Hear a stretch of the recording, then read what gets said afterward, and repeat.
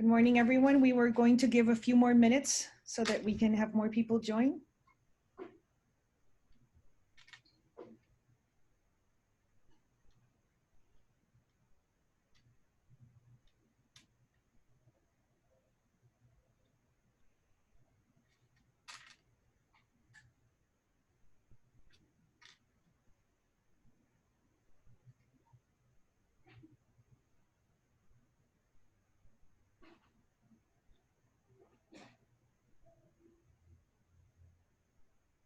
While we wait for others to join, for those of us who have already joined, we have already 60 people who have joined. If you could please write down in your comments your country and the organization so that we can then share with all of you how many countries and organizations are participating.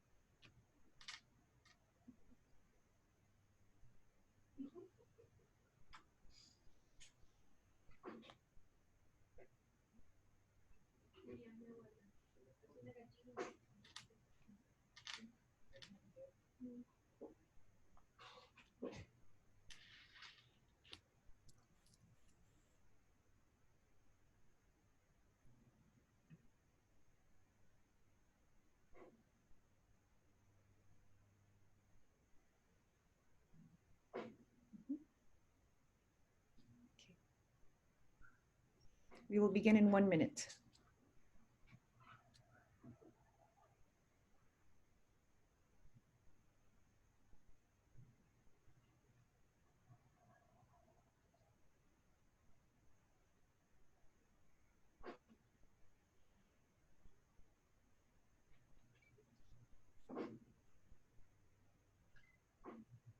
For those of you who are just joining, we're asking everyone to please just write down their organization and country of origin so that we can share with the rest of the group. Okay, I think we're ready to begin. Good morning, everyone. My name is Stenka Piskulic. I am the president of REDLAC. REDLAC is the Latin American and Caribbean network of environmental funds that groups 25 member environmental funds from 17 countries in Latin America. It is an honor to be chairing this group today in order to discuss some of the challenges that we are facing in terms of COVID and how it is impacting environmental funds, conservation finance, and the work that we are doing from each of our organizations. We have a distinguished group of panelists who will be speaking from different perspectives, both from the perspectives of environmental funds, but also from the perspective of donor organizations, and how both conservation trust funds and donor organizations are responding to the COVID crisis that we are now facing. We will assess how the pandemic is affecting and impacting in the field and how we are adapting and reacting to this new normality. For those of us who are just joining, we are asking everyone to use the comments section below to tell us your country and organization. We will begin the webinar with interventions by the panelists, who I will introduce as they speak, and then we will have 25 to 30 minutes for questions and answers, which we will ask you to also share in the Q&A section. So it is my pleasure to introduce the first speaker today, Maria Jose Gonzalez, who is the director of the MAR Fund. Maria Jose Gonzalez is a biologist from the Del Valle University of Guatemala and has a master's degree in wildlife management. She participated in the design and establishment of REDLAC. Maria Jose has been the executive director of the Mesoamerican Reef Fund, MAR Fund, since 2005. She will talk about the way in which the MAR Fund is facing the COVID-19 crisis, and she will portray the perspective of a private regional fund. Thank you, Maria Jose, for agreeing to join us for this webinar. Please tell us a little bit about some of the adjustments and strategies that the MAR Fund has created to face some of the challenges faced by COVID-19. Good morning to all, and thank you so much, Stenka and Maria Lisa, for the invitation to participate in this discussion. I'm happy to share with you what is going on and how we are facing the challenges and opportunities given by COVID, which I'm sure are probably shared, the same activities are shared by many other environmental funds. So I have just a small presentation, and I think it will come on right now. Maria Jose, could you share your screen, please? Yes. Give me a second. Because I can't. You can't? Let me see if I can.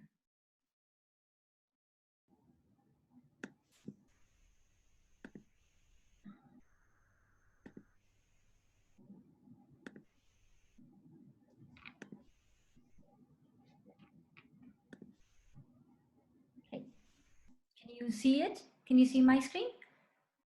Yes. Perfect. Okay, thank you. So, COVID-19 hit the Mesoamerican region shared by Mexico, Belize, Guatemala, and Honduras around mid-March. And then for the region, the world turned on its head and it stopped. And it's still motionless at this time, really. And above all, there is the uncertainty of how long this will happen, how long it will stay this way, what will the new normal be. But within all this, for MARFund, our main objective has been to talk to our grantees and partners and see how we can help them.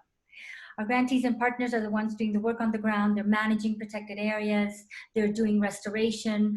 They are working with local communities. They are doing research and monitoring. It is key for them to survive through this situation. And if through that process they're not fully operational, at least that they can do it in standby mode. So we think it is critical for them to survive. And what we began doing early on is the whole MARFund team was communicating with all of our grantees from different programs and projects, asking what do you need and how can we help you? Now, it was not easy for the grantees because for them, the uncertainty is the same as for us, right? We don't know how long this will last. It is not easy to plan and project, 3 or 4 or 6 months down the line. So they have asked many of them a bit of time, let us think about what we really need and for what time and for when. So we have given them that space. There is continuous communication. Some already have a better idea of what they want to do and they're asking us, but we know it's hard. Now, one thing we also have done is simplify the procedure for grant modification. We do need to maintain a paper trail of what the changes are, what they request, and what has been authorized. And depending on the source of the funds is how fast we can approve a change of a requested change by grantees. So for MARFund funding that is non-restricted funds, it is fairly easy for us, right? We complete the procedure, which is very, very simple. And it's also very simple because we realize we may need to go through that process in 2 or 3 months' time again, right? When we know what is going on in the future, it is highly possible that grantees tell us we need to modify this or that again, or we need to modify the budget again. And that is, of course, perfect. We understand that is the situation for our grantees. So for non-restricted funds, we can move ahead fairly easily. If they are funds from a specific project or program, we must go and request that modification authorization to our donors. And for some donors, it is easier to approve these changes than for others. All of them have been very sympathetic to the situation. And I realize all of them want to help, but they have different internal mechanisms. So we have some that have been extremely flexible, saying, partners can do anything they want. They don't have to provide a request for the donor. You just go ahead and make the changes for them. For some partners also, it has been difficult to balance how much they want to maintain their funding for programmatic activities that they have been working on for years, and how much they need for salaries to maintain their staff, for example. And that's still a very delicate balancing act for them. Some are figuring out what activities can we carry out long distance, what really has to be postponed, but we don't want to lose the funding, and how do we maintain ourselves operational even in standby mode. So they're all dealing with this, and we're trying to help them along that process. And I would assume this is very similar to what other funds are doing. So this is the challenge. But we see there is also an opportunity.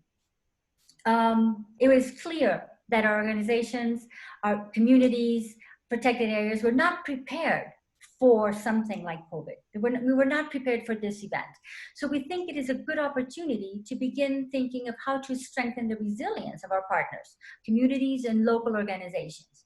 And we just very recently launched a mailbox. We're asking our partners to tell us what they think they would need to be better prepared for a future event. So it's our mailbox for brainstorming, and we will collate these ideas and distribute them widely. At the same time, we are just now beginning to approach potential partners and see if they would be interested in establishing a joint fund through which a next request for proposals, probably still this year down the line, we can provide funding to strengthen the resilience of NGOs, protected areas, and communities. And so this is what we're starting now. We're waiting to hear from our partners, what they have to tell us. We can think of some ideas to strengthen their resilience. For example, one partner in Honduras had created savings funds for fisher communities, and that helped very much. So that's one great idea we can do. We're hoping to receive more and hopefully be able to support some of these as we move ahead. So wish us luck. We're just starting on this initiative. Thank you. Thank you very much, Maria Jose. As we listen to the other panelists, if you have questions, specific questions for Maria Jose about how they are approaching this, this crisis and looking for new opportunities, please send them along and we will be asking the questions in the Q&A session. So our second panelist is Anton Williams. Anton is a Peruvian economist, graduated from the Universidad Nacional Mayor de San Marcos with a master's in globalization and economic development from the University of Antwerp in Belgium, and an MBA from the Universidad del Pacífico. He has 15 years of experience in the public and private sector, and he currently serves as the executive director of Profonampe, Peru.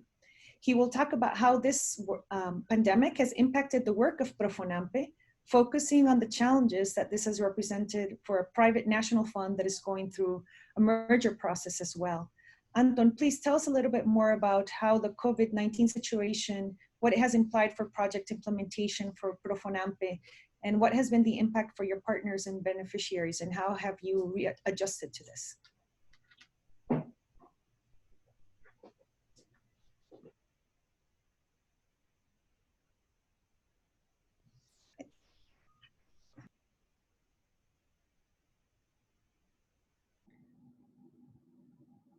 Anton, me parece que está, I think you're on mute. Yes, just unmute. Thank you. Okay, good morning, everyone. Thank you so much for the invitation, Zdenka. As happened in this moment, we need to adapt to new circumstances. And from Profonampe, we have been working in different ways to adapt to this situation. Can you look at the presentation? So I'm not sure if I can control the scrolling, but if we go to the next slide, you will see.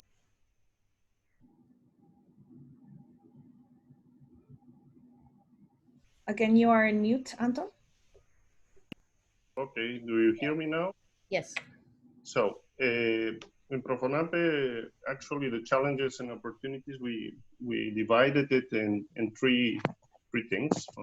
First, what we were doing and what were our challenges previous to COVID, because from our point of view, we were working in a lot of new opportunities. Maria Luisa, if you can go further with the slides.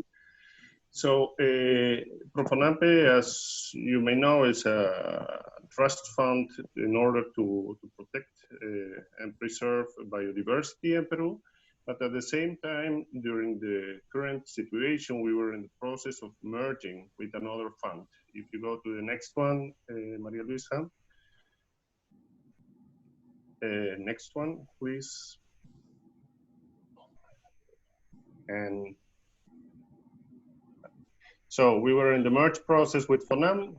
Actually, previous to, in January, there came out a new law. We were merging with another Peruvian environmental fund. So we were working on this new situation.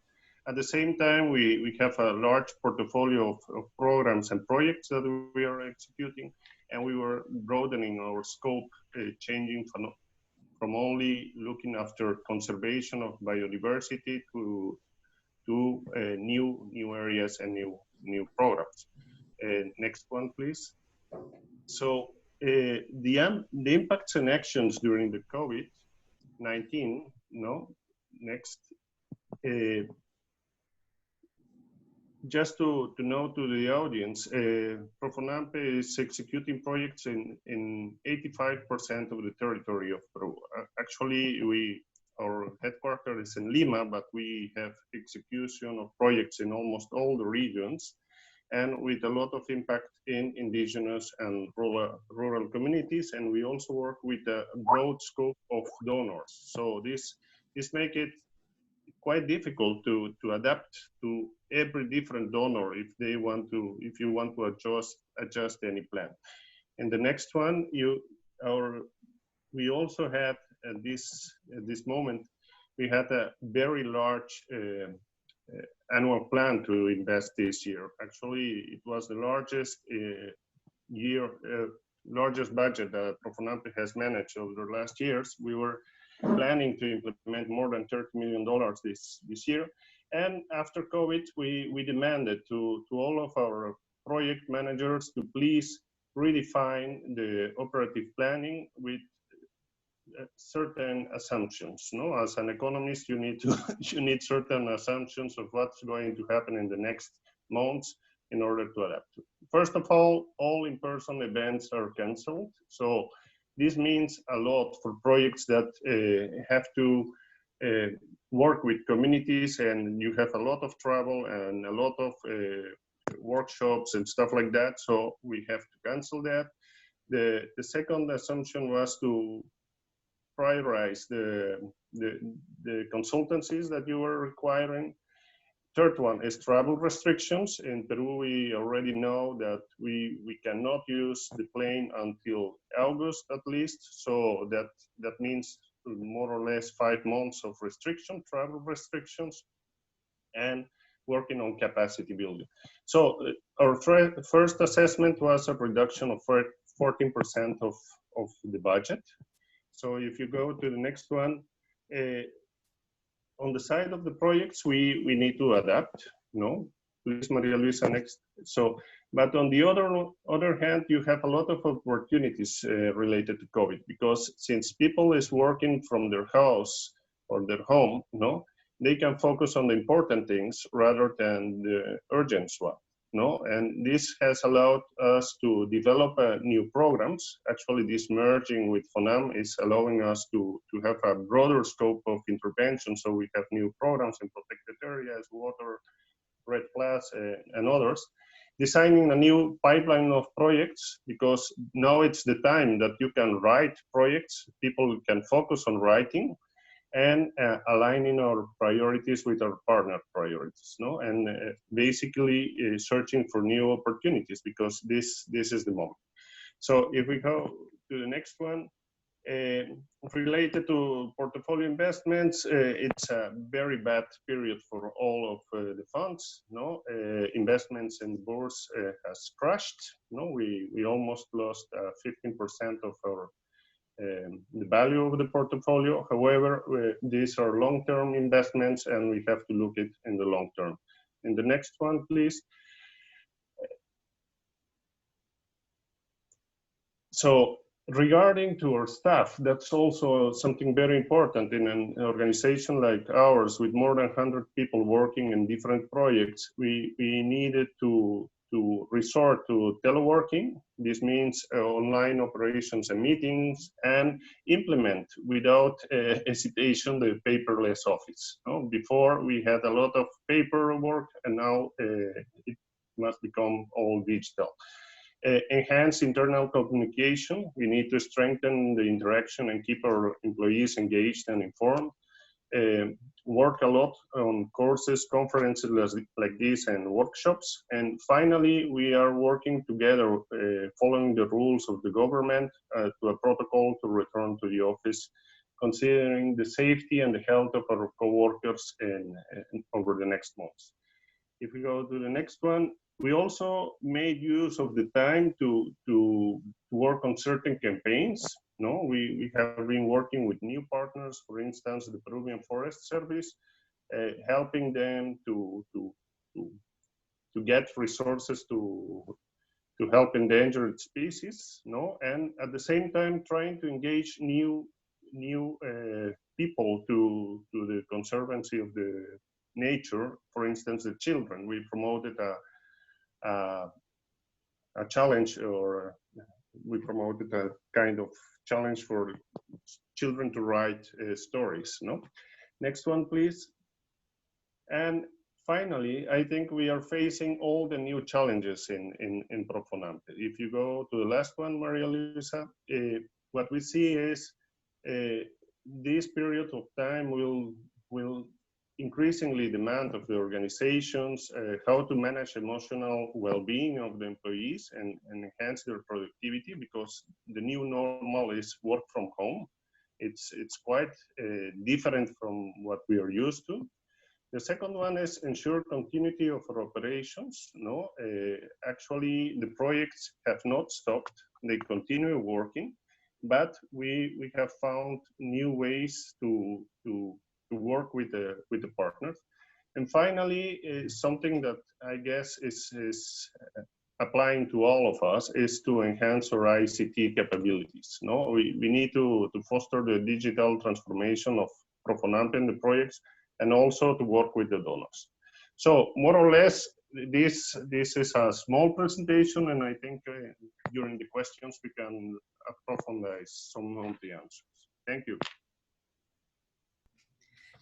Thank you very much, Anton. I'd like to rescue some keywords that I've been hearing in the presentations from both of the funds today in the morning: continuous communication, focus on importance rather than urgency, adaptation, transformation, emotional well-being.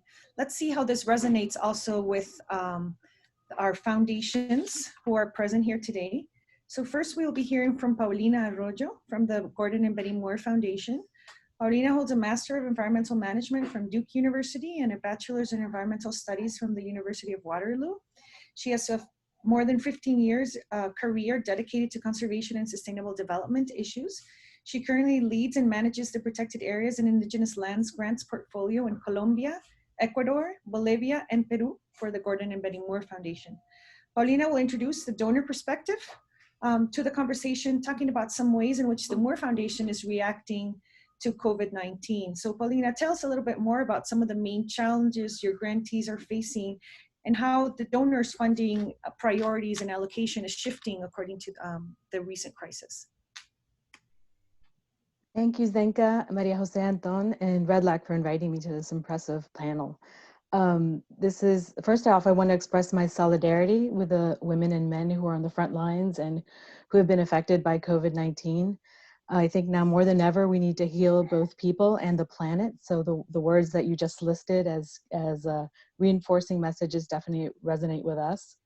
I recently heard someone refer to the pandemic as making us as human beings rigorously humble.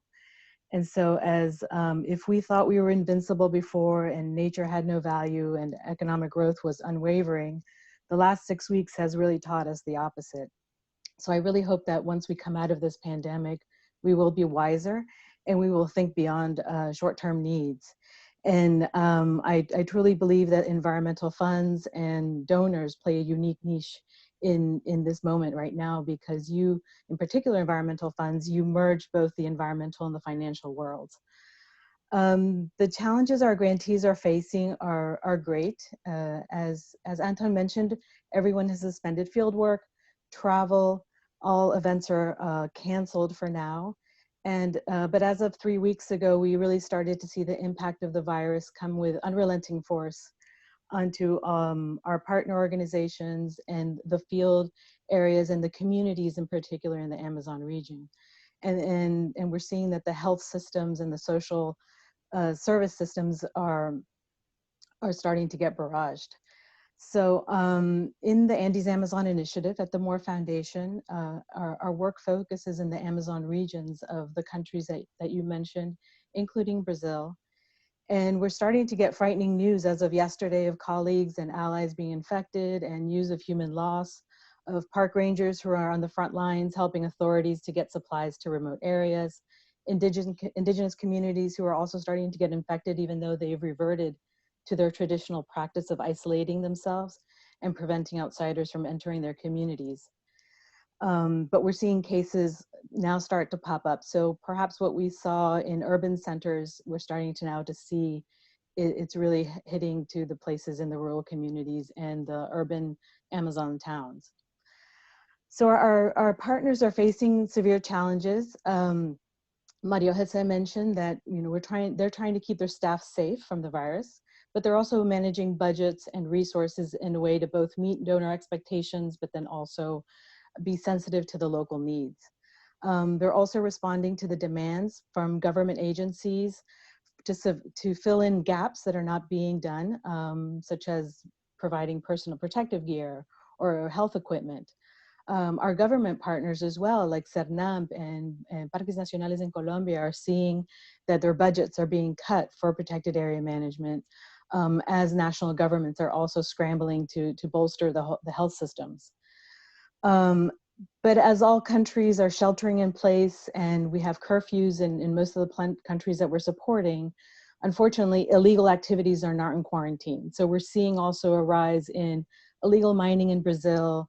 We're hearing stories of fires that are still linked to land grabbing and illegal activities in Colombia.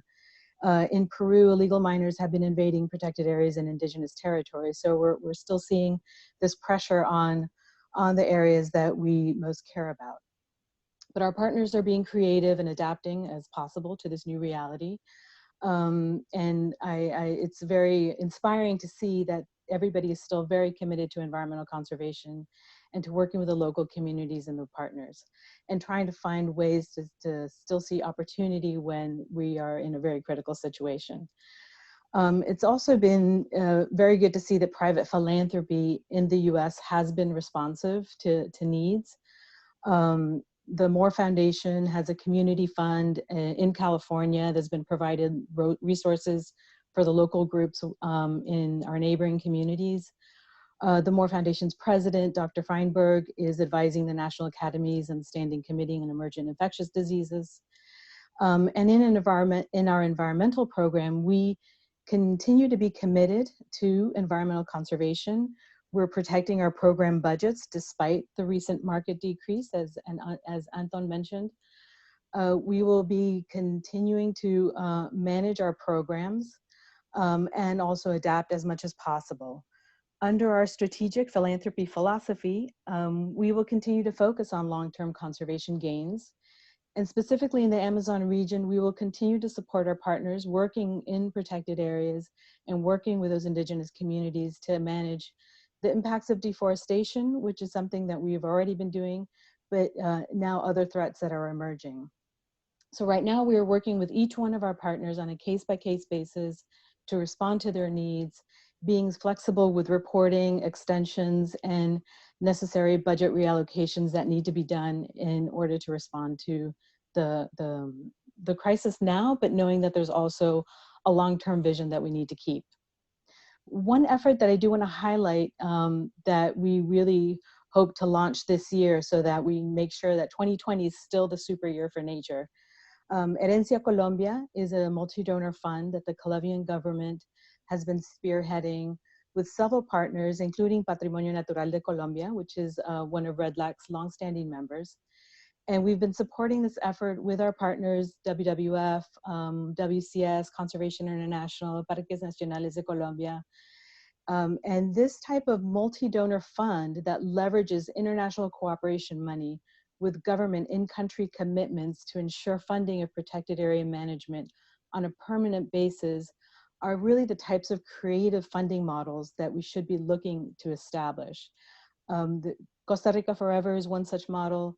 ARPA for Life in Brazil is another model. Last year we were able to, with Profonampe and CERNAMP, also create a model of such for in Patrimonio Natural del Peru. So I think now is the time to really see how we can ramp up these sort of models across the region. You know, as environmentalists, we've sort of predicted that something like a pandemic could happen. Scientists have been documenting this for many years now, and this is a precursor to probably what will happen with the effects of climate change. So I do see that now is an opportunity to build a more sustainable and inclusive economy and society. And the role for environmental funds, I think, will be critical in the next few months and years. One, I think that non-traditional alliances, environmental funds should be working now with the ministries of finance, with bilateral, multilateral agencies in designing and implementing the economic recovery plans. These are an opportunity to see how we can decarbonize the economy and place nature as part of that economic activation. This includes green jobs, sustainable and inclusive growth. And I know that within the network of REDLAC, many of you have been already doing this at a certain scale, but now maybe is an opportunity to work with these non-traditional allies. Profonampe is, for example, has been a leader in the region in being one of the first environmental funds to qualify for the Green Climate Fund as an implementing agency. So I think you have the path forward to find these opportunities. Innovation, that's a second recommendation that I have. Environmental funds are hubs of creative financial mechanisms, both for environment and sustainable development. You're one of the few in-country organizations whose mission is to both defend nature, but then also find ways to fund it. So how you use some of the examples that you have within your ranks, like the Mexican Fund, Costa Rica Forever, Fumbia in Brazil, I think these blended financing mechanisms that you've implemented helps to make you resilient to the economic downturn. And this is definitely a lesson to be learned by all. International collaboration. REDLAC in itself is a proof that there's a benefit to be had in sharing and learning from each other.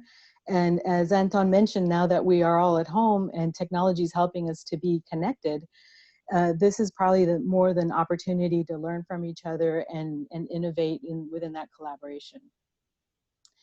And finally, nature-based solutions. The Paris Agreement, the Sustainable Development Goals, all provide a blueprint for environmental funds and environmental organizations to be leaders and to implement them now. I think that tapping into, for instance, innovative low carbon funding mechanisms, these are the type of models that we can be looking at to scale up with government partners, and in particular with the funding that is going to be going into the countries in the next few months and years.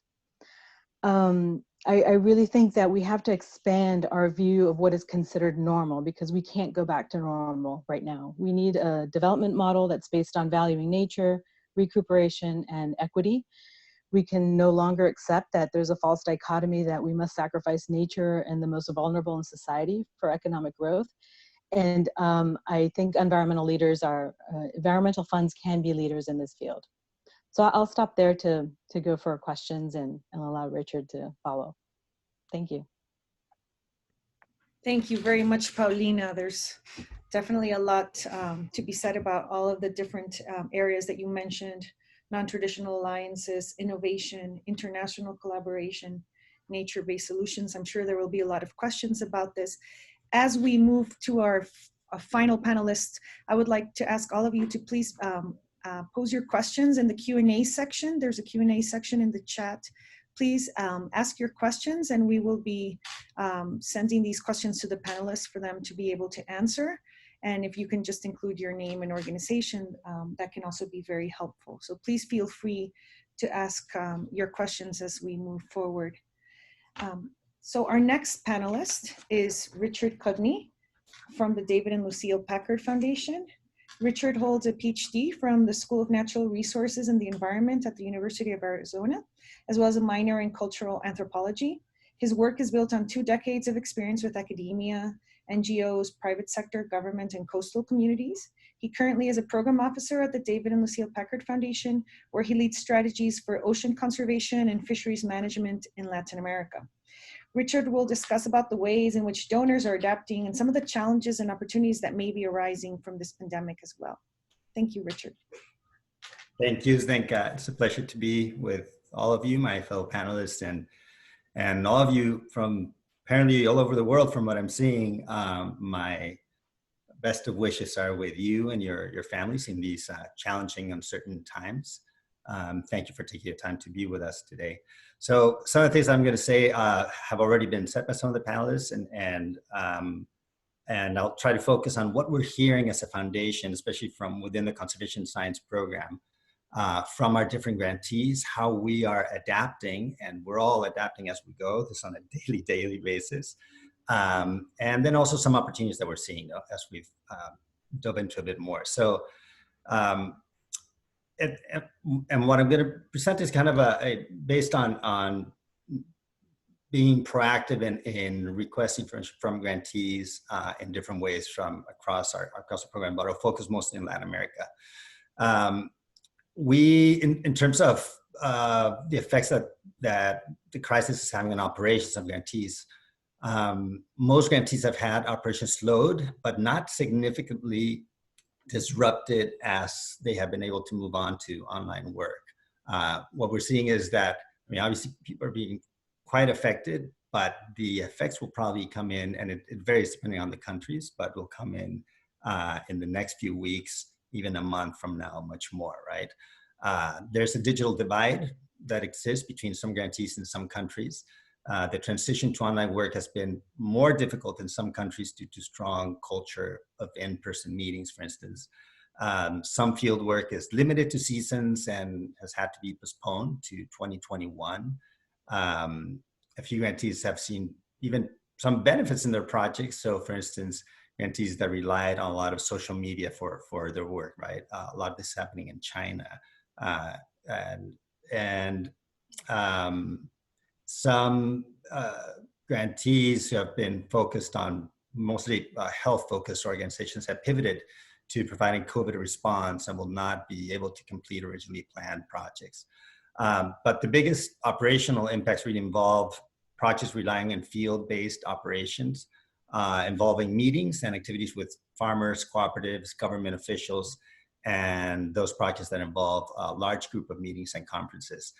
The mood is also differs quite a bit between grantees and between countries. That's something that we've seen. Financial impacts, obviously there's considerable variation. Few emergency needs so far, at least that we're seeing, but obviously there are some really key emergency needs. But for the most part, and for the amount of grantees, that hasn't kicked in fully yet. A few grantees continue with activities as planned.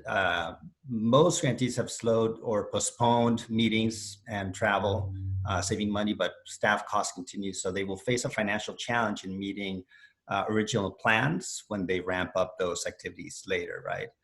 Some of the biggest impacts that we're seeing, financial impacts, are for those organizations whose revenue includes membership fees, dues, or individual donations, corporate income, like American Stewardship Council, for instance, user fees, organizations that rely on field-based operations and folks paying to come to their field stations, and government contracts. What's interesting is that what we considered as more resilient fundraising efforts in the past right now has become a bit of a liability. So those organizations that relied on really small donations from individuals are being impacted quite a bit, even though they had a broad sense of having different donors. How have we adapted? And this is based on kind of a summary of different donors from within the biodiversity funders group or working in Latin America. And we had different meetings with some of our grantees and over 50 grantees in Latin America. So first of all, being clear that shifting near-term outcome expectations, right? Understanding that events, meetings, travel, other grant-related activities may be postponed or canceled. And being open to adjusting activities, scope, long-term goals, strategies, or budgets, and be very clear to communicate that with all of our grantees. Flexibility with report deadlines, with providing no cost extensions across the board or changing reporting or deliverable schedules, for instance. There's flexibility amid uncertainty for new proposals, so we don't expect that grantees will have everything figured out in their upcoming proposals, and if they had already began a process for an upcoming proposal to really change that in the lightest and simplest way possible, no?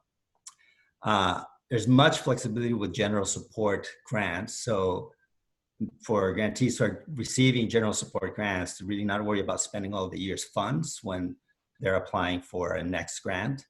and understanding that need to set aside some of the grant money for their reserves. And we're trying to do as many general support grants as possible, which this means in many cases having to ramp up and really quickly provide equality determination status for many of the grantees that we work in Latin America. Some of the strategic implications that we see, and there are many, and that we're hearing from our organizations, grantees, but I'll just summarize some. Public health issues are clearly dominating the media in all countries, so our grantee strategic communications work is reduced, right? And it's really hard to put some of these issues in the limelight given everything else that's happening. Clearly, economic crisis will exacerbate illegal activities that directly affect biodiversity. Numerous economies in Latin America are particularly prone to this risk given their reliance on oil, and oil prices obviously being so low now. Potential increase in risk of violence of environmental defenders, and we're seeing this increase. Seafood demand and production being down, completely down, except for some fisheries such as tuna and whitefish, believe it or not. Mainly those that are canned. Supply chains disrupted, transshipments on the rise, increasing human rights concerns on boats. Postponement, obviously, of CBD and COP and UNFCCC moves keep forcing events out at least 6-12 months. And some grantees are exploring new post-COVID opportunities. So for instance, examine opportunity to conduct new post-COVID social economic surveys and bioeconomic models for the fishers and communities that supply chains that folks work with. So, given I already touched a little bit on opportunities, so I'll just close with some of the things that we see and also in constitutional grantees that could arise as opportunities, and some of our fellow panelists mentioned some of these already. This is an unprecedented time to build capacity and resilience, not only with our grantees, but at national levels, right? Organizations have the time to build capacity and have trainings for their staff, more time than ever before. It's a good time to focus on deferred organizational maintenance, right? So fixing websites, cleaning accounting systems, streamlining operations. The inability to do fieldwork may create the space needed to invest in thinking about strategy and scenario planning. We're trying to work with grantees. Some are really savvy in thinking ahead in different scenarios, but some are just dealing with a day-to-day basis. So really trying to help in that process, I think, is key as funders. This is a unique opportunity to also help build national resilience, show that it's really more cost-effective to invest in local food and energy security resilience, for instance. When a crisis happens, governments don't have to be injecting currency in order to keep the economy going if we build on that local and energy security resilience. Build local supply and market chains, so connect with a wider audience at a national level, given that most folks are not being able to export their products. Providing rapid response for small-scale producers, so we're thinking about how to provide these responses and rapid response in different countries. And we can talk about that more if you have any questions. Finally, and this was somewhat mentioned, but this is a unique opportunity to really encourage dialogues on new regenerative economies, right? In Chile, for example, right now going through a full constitutional process, what an incredible moment to really think about how to deal with things in a very different way, given everything that's happened. It's imperative that we halt all development of brown infrastructure that may lock in carbon-intensive development pathways. This exposes the region to greater fiscal budgetary pressure in the next oil price crisis. And finally, financing a resilient and socially just and environmentally sound recovery in Latin America will require, I think, debt alleviation for the countries with higher debt and favorable interest rates from multilateral financial institutions and development banks. And it's really, really important that we invest in monitoring as we move forward with these major changes. It's nothing will ever be the same and as we set these new pathways in motion, to be able to monitor change and be able to show that there are other ways possible to move forward. So I'll stop right there. Thank you very much, Richard. I think we've heard very different perspectives, but also similar solutions to how we are all facing this current crisis. We do have some questions that you have made that I would like to share. Also mention we have almost 200 participants in this chat, so we will not be able to answer all questions, but we will get back to all of you and we will share this recorded conversation with all of you. I know many of you have been asking. Two of these questions are similar, so I'm going to join them in a single question. And it was originally directed to Maria Jose Gonzalez, but I think it applies to all of you, and it would be good also to hear from the perspective of donor organizations.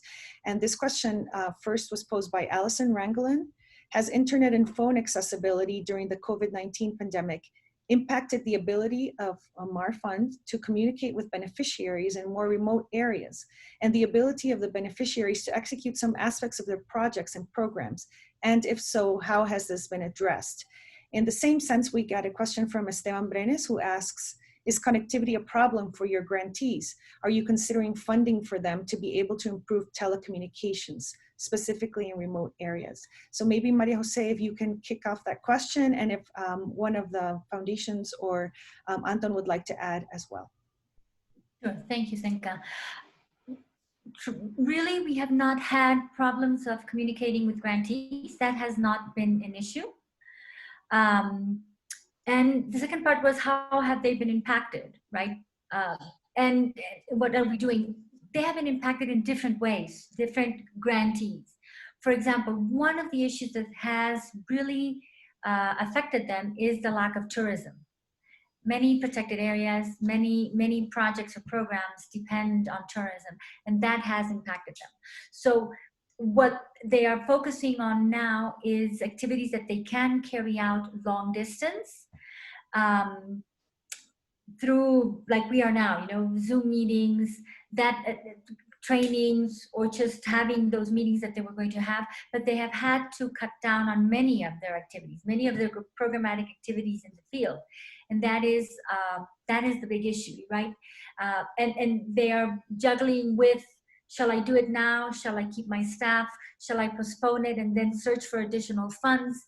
That is, I think, some of the decisions they are taking, and that will continue to affect them as we move forward, without knowing yet when this activity will end, when COVID will end, or will be able to come out in some way.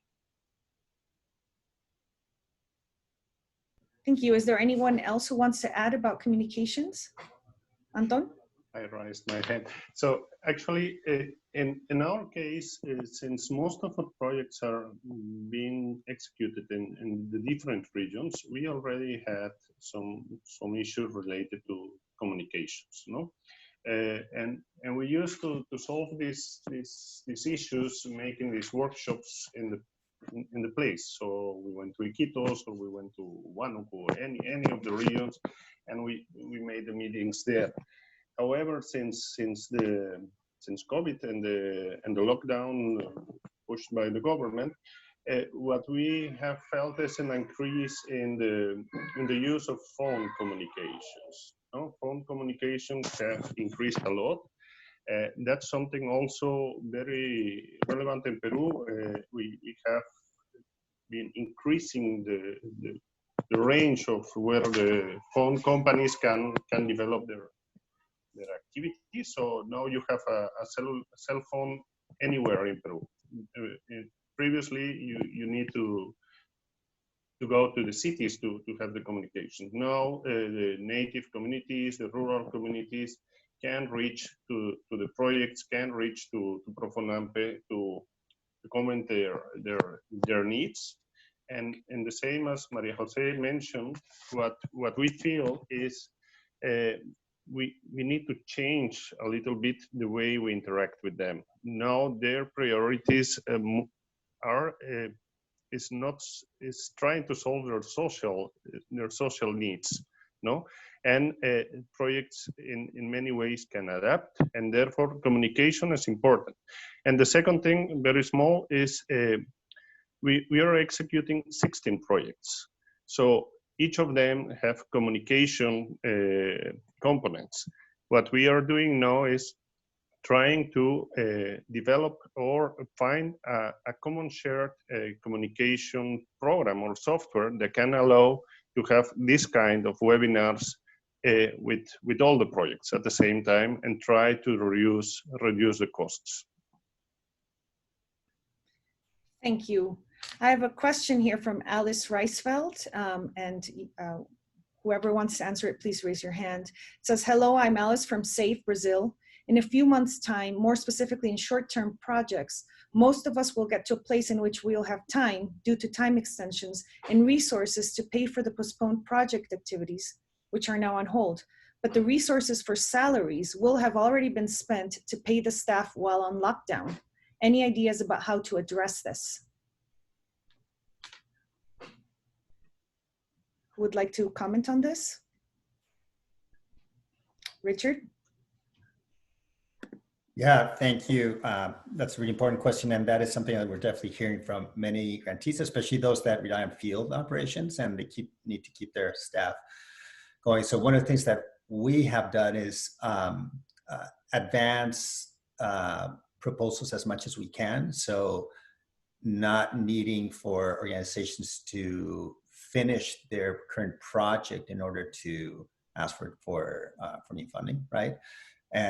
And this was just being flexible with that new funding, basically to have that buffer in place to be able to extend the work, and knowing that there will be a hit once they go back in and needing that additional funding. So that's one way. And then of course, if there are grantees that are in a dire situation of funding that's more on a one-on-one basis, we have some swing funds that you usually would use for other things, and we're just, all of those funds are being devoted entirely for COVID response and dealing with these financial needs. But up to now, actually, there hasn't been that huge of a demand for that yet.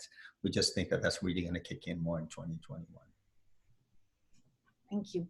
We have a very interesting question from Sean Atzarali from Biofund Mozambique. How do you think the new opportunities for promoting a green recovery can be linked to the various deferred biodiversity super year events? And what are the key aspects that we should be preparing now? Who would like to answer that? Perhaps I can offer. I think there's still an opportunity, even though many of the events have been deferred.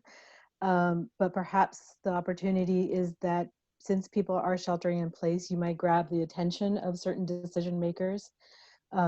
Working with the ministries of finance and the financial institutions within the countries are going to be key. Having them as allies as they start to negotiate, and are already negotiating, because many of these development packages have already been negotiated or being dispersed right now, but these are going to be coming forward. So the opportunity, I think, would be to work with the organizations that we don't normally always align with, or not on a daily basis. And even though events have been deferred, I feel that there's still a momentum there of organizations thinking about this and mobilizing. And there's been now a few campaigns that are starting to be launched around the topic of linking economic recovery with the sustainability and nature-based solutions. Does anybody else want to comment on this? I think this is really important, just in terms of what was mentioned in terms of economic recovery, and how economic recovery needs to be linked to a green economy, blue economy, and the role also that many of the environmental funds can play in this process, as was mentioned by Paulina. Yes, Anton. Actually, go ahead. thank you, Richard. I think it's a good time to improve the incidence on public policy now. No, the governments actually are deciding to put a lot of money to the recovery, but at the same time, for instance, in the case of Peru, we feel that the environmental agenda is like coming up in the importance and the relevance. You feel it when the president speaks about the relevance of seeing the nature recovering from the human activity. You see it in the relevance of the scope of intervention. No, it's not only focusing on urban areas, but also in rural areas.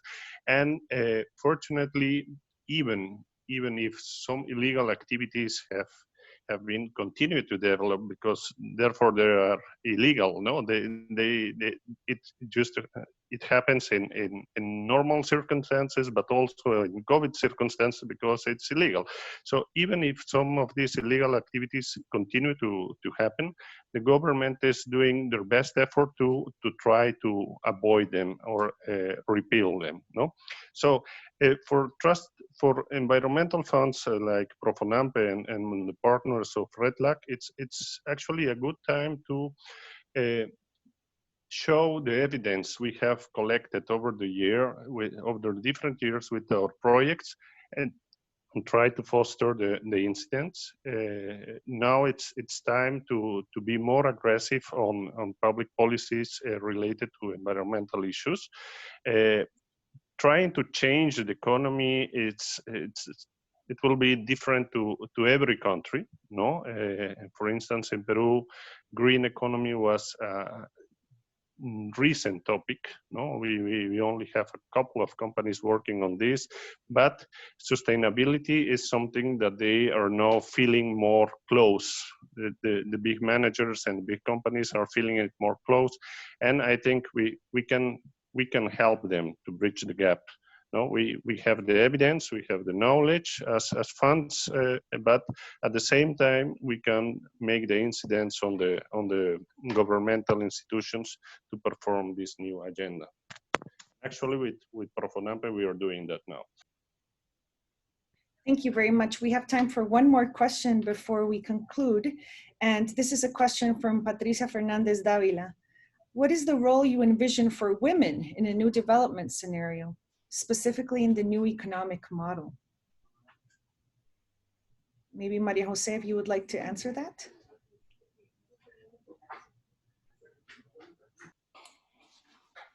Just thinking of the Mesoamerican Reef region, where there are a large amount of women in relation to men that are actually already taking the lead in many of the conservation activities, I think they will continue to push those instances.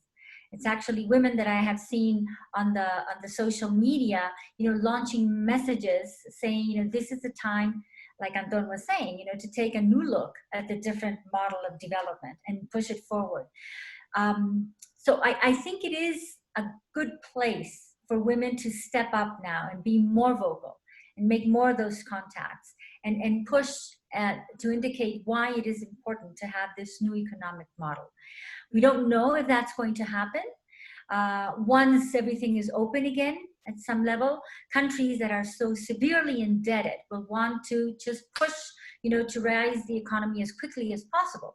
And this, can lead to possibly perverse incentives and to economic activities we would not want. So it is important to make this push now. And again, I think women are very well placed, and I'm sure it happens in the other regions, but also in the Mesoamerican Reef, where they have these key positions and they're talking from the place of knowledge and experience. Thank you very much, Maria Jose. We have a whole list of other questions, but unfortunately we are running out of time. I think this just proves that there is more space to have another one of these panels very soon. This is the first of a series of panels that we will be holding. We will be holding a panel on sustainable tourism as well in the next upcoming 2 weeks. So we will be letting you know about that. I would like to thank our 4 distinguished panelists for joining us, and all all the 200 people who joined us for this webinar as well, representing 23 different countries. Thank you for sharing the name of your country and your organization. We will also share this with the panelists and with all of you. Thank you for joining us for this. I think I leave with a message of hope, of transformation, of the need to transform, to adapt, but also to cooperate. I think this webinar is an example of how this international cooperation can happen, and an opportunity that we usually don't have. We mentioned this with the panelists. Many times, most of us would be, traveling on a plane or somewhere else, and now that we are all together, we actually have a better chance to connect. So this is an opportunity for all of us to connect and to share. And also to let you know that we will be holding a virtual Congress for REDLAC this year in October, and we hope you can join us for that as well. We will be keeping you in touch with upcoming events in the next weeks.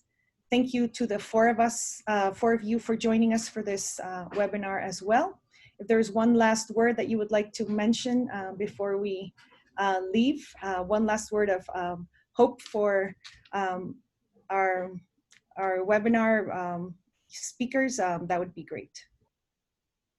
Animo. Conservation that's inclusive. Innovate to conserve better. And I think rethink ourselves, rethink what we need to do to be prepared for future events. Be stronger. Well, thank you, everyone. Thank you for joining us. We will be in touch. Thank you. Thank you. Thank Take you. care. Bye. Thank you. Goodbye.